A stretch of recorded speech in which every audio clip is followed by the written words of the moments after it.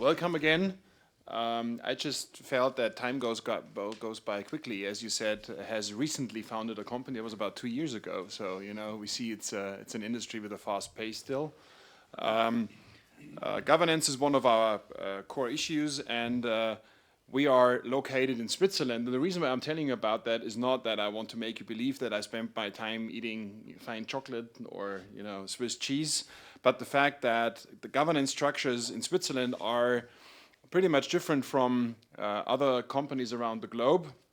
One of the most important differences between Switzerland and Germany in terms of governance is the fact that members of the supervisory board, which is called Verwaltungsrat in Switzerland, for large companies, international companies, are to be held personally responsible for their wrongdoings as members of the normative board level, which is something fairly unique, even if we look at it on a global scope.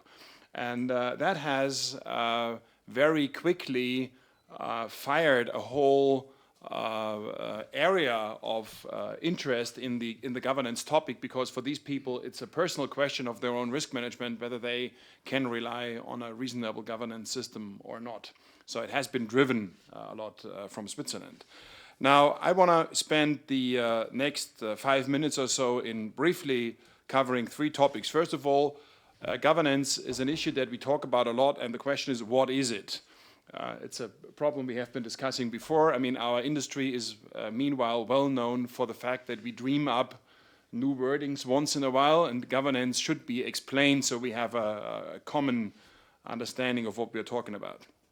Then I want to drop a few notes on the fact what distinguishes a good governance from a bad governance. And then last but not least, why governance is an important topic, specifically, as Manuel has pointed out, in the current economic environment. Now, let me start with a definition of governance by saying what governance is not. And here in Germany, governance very often is misleadingly put in an identical sense as compliance. Compliance has been a big issue. Compliance rules, as you know, are being created by the minute as we speak. Specifically now in the financial industry, what we will be seeing definitely is a new wave of compliance rules that will follow from that crisis. And specifically in Germany, governance very often has been seen as a system to manage compliance and focus on the risk. And that is definitely a limitation of governance to a very, very special aspect. And it's definitely not a very, very valuable definition of governance. In Switzerland, for instance, and in other countries, even in the US, governance is seen as an integrated system which covers from the perspective of the normative management level. I'll cover that sense in a minute. From the perspective of the normative management level covers the core aspects of the company in an integrated system, which is strategic alignment, resource assignment, value delivery, risk, and cost. These are the 5 issues which make up the field of governance. It's an integrated system. Now, the question is, what is the normative management layer in a company? Again, here we have to distinguish between the different legislative backgrounds in different countries. As you know, I've pointed that out, the structure of management boards and supervisory boards in Germany is entirely different from what it is in Switzerland, and again, it's entirely different from what it is in the US.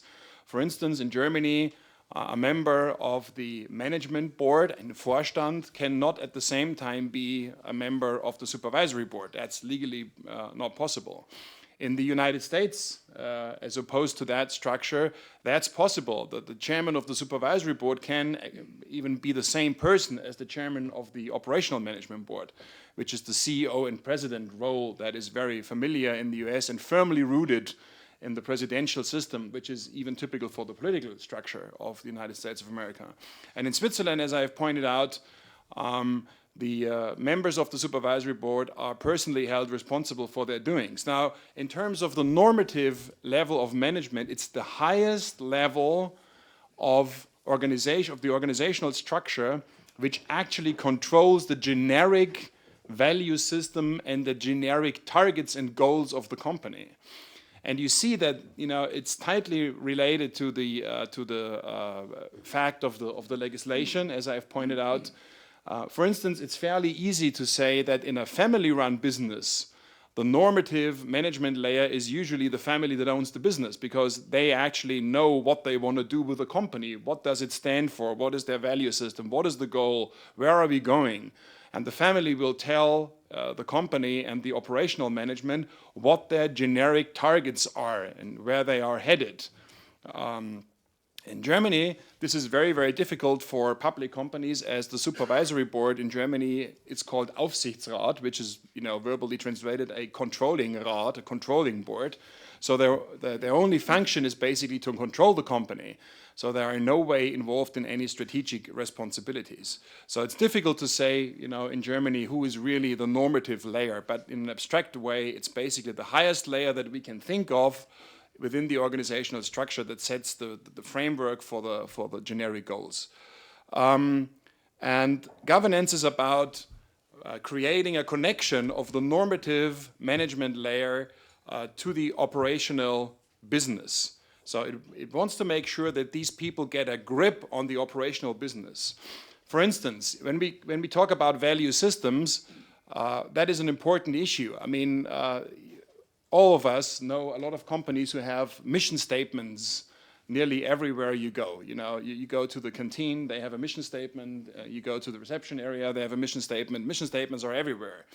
But as you know, writing down a mission statement doesn't necessarily mean that the company behaves as you have put it down in the mission statement. And that's the same thing when it comes to compliance.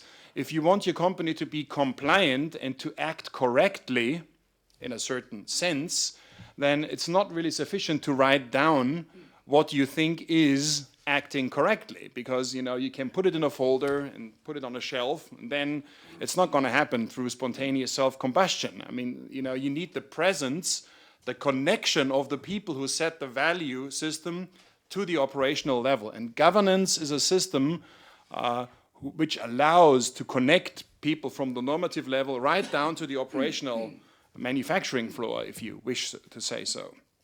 And the question now is, how can you do that? I mean, obviously you do not want the members of the supervisory board to actually go to the factory floor and put their hands on every individual process and every individual goal and every individual process and issue that happens on the operational level. What you want to make sure, however, is that they can deliver a structure, a pattern that actually sets the frame within which decisions are made. So governance is not so much about defining all the detailed processes. It's not so much about defining each individual goal within the company. It's not so much about controlling each individual process. It's about setting a framework and a pattern that sets the rules for how decisions are being made, how goals are being created, how the results are being monitored. That's basically what governance is all about. And, you know, in terms of a picture, I like to compare governance to a fractal rather than a pyramid. I mean, pyramids is basically how organizational structures are looking like today. You have someone on the top, and then you have a lot of people on the lower levels. So basically, it's controlled from one central point. A fractal, for those of you who are a little bit familiar with mathematics and physics, is a system that actually has exactly the same pattern on the small scale as compared to what it looks like from the large scale. So, you know, if you focus in on a fractal, it looks exactly the same as if you look at it from a distance. And that's basically a kind of imaginary description of what governance is all about and how it is actually different from normal management. So in order to do that, in order to be able to create that framework, there's basically 4 things that we gotta have as building bricks in governance, which is a clear understanding in terms of IT, what IT principles are and what IT leadership means. There have to be certain principles which have to be defended by the normative level. I'll give you a very simple example. A lot of companies these days employ what they call portfolio management systems to make investment decisions. So when it comes to the question of what projects are getting money and what projects are not getting any money, they actually compare these projects on a set of common criteria, and then they derive their investment decisions from that criteria. That is a very, very valuable way of doing things. Now, what happens if a certain part of the company wants something that a certain other part of the company doesn't necessarily want? There's a conflict of interest. And what very often happens is that we get a golf course resolution of the issue, meaning that, the CEO and the responsible manager for that specific branch, they go golfing together, and between hole number 9 and hole number 11, they clarify the issue, and the project of the appropriate management is funded. And that is a very good example for a structure which is not protected in terms of IT principles. If you have portfolio management, it means that the normative layer, the highest decision-making layer of the company, has to protect these processes. And it means regardless of whether the chief marketing officer going golfing with the CEO, that doesn't actually provide a means of circumventing the portfolio management structures. So the first component is a clear understanding of leadership and principles. A second component is a clear structure for decision-making processes. The third component is a clear structure for controlling mechanisms, which I call the rubber boot mechanism, meaning that very often management executives have never seen a building site for the last 15 years. And this is where the risks are located. If you are involved in a $300 million IT project, the risk is not located in the boardroom. The risk is located in the project. And if you want to make sure that you manage that risk, it requires presence of the normative leadership layer in the operational projects. We all know about these projects which are reported back up the reporting line, and they go like, no problem, everything on target, no budget overruns, we're going to be ready, everything is going to be okay. And within one day, the project turns from green, green, green, green, green to, oh God, it's going to take another 150 million and going to take another 3 years, and we're all going to die. And it happens within 24 hours. And the reason for that is because the communication chain has too many intermediate layers, and there is no direct link back from the operational level to the normative level. And if it's critical projects, people have to be present on a personal level, which, by the way, they don't like. A lot of people on the executive level do not actually fancy the fact that they will have to sit for 16 hours in a project meeting and actually listen to what's happening. But that's the third component. And the fourth component is that you need supporting tools and technologies in order to make sure that all of this works.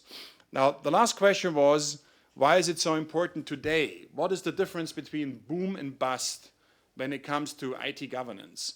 In Germany, we say there are two generic principles in the boom phase and in the bust phase. We call them Gießkanne und Rasenmäher, which is a water sprinkler and a lawnmower. And the water sprinkler means in the boom phase, everything gets funded. Everything gets funded. People they don't have to make decisions.